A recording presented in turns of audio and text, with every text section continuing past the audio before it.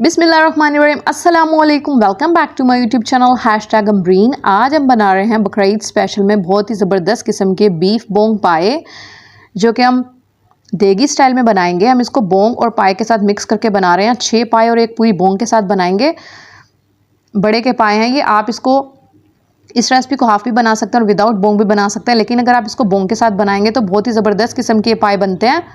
आपने हमारी रेसिपी से एक दफ़ा ज़रूर ट्राई करना है, तो आप भी इसको बार बार बनाना चाहेंगे। इतनी लेसदार और ज़बरदस्त किस्म की इसकी ग्रेवी तैयार होती है और इतने टेंडर पाए बनकर तैयार होते हैं। तो फिर बनाना शुरू कर लेते हैं। बिस्मिल्लाहिर्रहमानिर्रहीम। सबसे पहले मैंने बोंग ली है, जो कि मैंने पूरी एक बोंग ली है। ये फ्रोज़न थी, आप डीप फ्रोस्ट करके भी ले सकते हैं। एक बर्तन के अंदर इसको पूरे अच्छे तरीके से डिप कर देंगे और इसका चूल्हा जलाकर इसको इतनी देर पकाएंगे जब तक इसमें एक उबाल नहीं आ जाता। ये देखें, इसका ये एक उबाल आ चुका है। ये जो इसके ऊपर ज़र्रात है, हमें इसे डिस्कार्ड करना ज़रूरी है। ये सेहत के लिए बिल्कुल भी अच्छी नहीं होते। इस पहले उबाल को हम फेंक देंगे और इस तरह से बहुत जल्दी हमारा जो मीट होता है वो भी डीप फ्रोस्ट हो जाएगा। इसको टैप वाटर के नीचे एक एक पीस को इस तरह अच्छे तरीके से वॉश कर लेंगे और स्ट्रेनर में डाल देंगे। सेम प्रोसीजर को हमें पाए के साथ भी इसी तरह से फॉलो करना है। इसको भी जो पहला उबाल होता है उसको हम फेंक देंगे। जो इसकी गंदगी वगैरह होती है वो ऊपर आ जाएगी और ब्लड वगैरह, इसको भी हम इस तरह से डिस्कार्ड कर देना है। अब हम बोंग को गलाएंगे। इसके लिए मैंने कुकर लिया है। कुकर के अंदर तमाम बोंग को शामिल करने के बाद इतना पानी शामिल करना है कि बोंग उसमें अच्छे तरीके से डीप हो जाए। इसके बाद लहसुन अदरक डालेंगे इसमें 2 टेबल स्पून। इसके बाद इसकी लिड लगाने के बाद इसकी सीटी जब बोलना शुरू हो जाएगी, यानी कि इसकी विसल बजना शुरू हो जाएगी, उसके बाद हमें 15 मिनट तक गलाना है बोंग को। जब बोंग गल जाए उसके बाद उसको स्टोक को अलहदा कर लेंगे, बोंग को अलहदा कर लेंगे। पाए को हम एक बड़े बर्तन में गलाएंगे।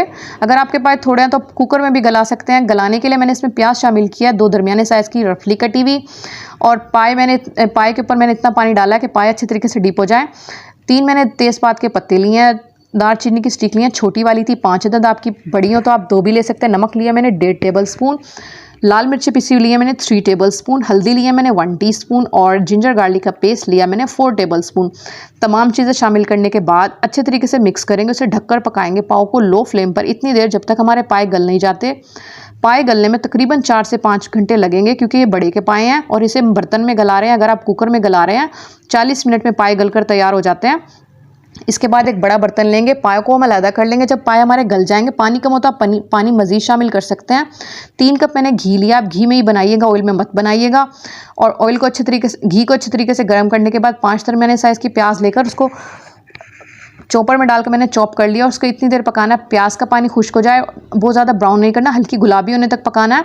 इसके बाद इसमें मैंने लहसुन अदरक का पेस्ट शामिल किया, 3 टेबल स्पून। लहसुन अदरक के पेस्ट को शामिल करने के बाद उसको भून लेंगे हाई फ्लेम पर 2 मिनट तक।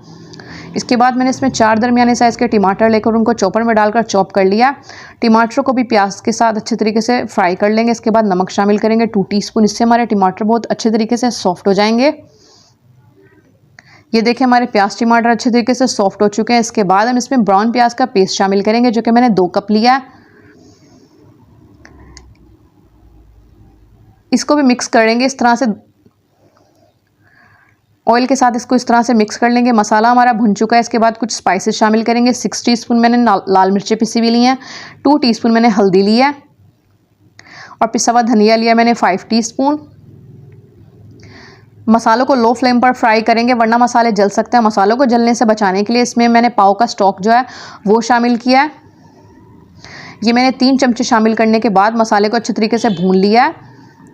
मसाला हमारा अच्छे तरीके से भुन चुका है। देखें, इसमें बबल्स बन रहे हैं और इसका मसाला दानेदार बन चुका है और इसका ऑयल भी सेपरेट हो चुका है। दही शामिल करेंगे लो फ्लेम पर 2 कप, जिसको मैंने फेंट लिया था। दही शामिल करने के बाद इसको जब मीडियम फ्लेम पर इसका पानी खुश्क कर लेंगे। देखें, इसका पानी खुश्क हो चुका है और इसका ऑयल सेपरेट हो चुका है। इस वक्त हम इसमें बोंग शामिल करेंगे।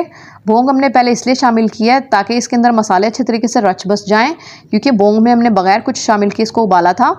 10 मिनट तक इसको बोंग को पकाएंगे मसाले के साथ। इसके बाद मैंने इसमें बोंग की नलियाँ शामिल की हैं, जिनको मैंने पाए के साथ गला लिया था।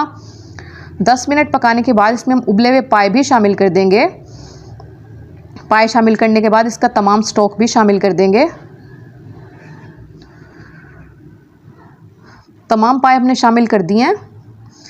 इसको पकाएंगे तकरीबन 10 मिनट तक लो टू मीडियम फ्लेम पर, ताकि इसमें अच्छे तरीके से मसाले मिक्स हो जाएं। आखिर में गरम मसाला शामिल करेंगे 3 टीस्पून। 6 टीस्पून मैंने इसमें कसूरी मेथी शामिल की है।